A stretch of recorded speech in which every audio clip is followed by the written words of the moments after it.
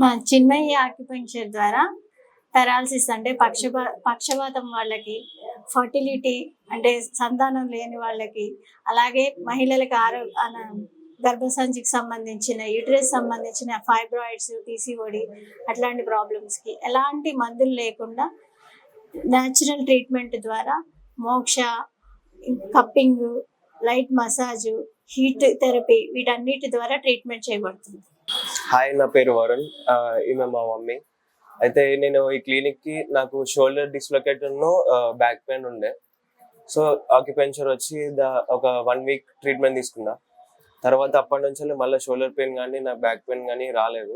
Shoulder నొప్పి బాగుంది, అసలు ఇట్లా చెయ్యి లేవడం లేదు, డోర్ తీయరాదు, నెత్తి దూకోరాలేదు, చాలా కష్టం, ఇబ్బంది అయింది బాగా. పడుకున్నా కూడా అసలు చెయ్యి పడుకోనియలేదు. ఇప్పుడు ఇక్కడికి వచ్చిన కాడ నుండి కొంచెం తగ్గింది. ఇక్కడికి రాబట్టి 7 days అవుతుంది.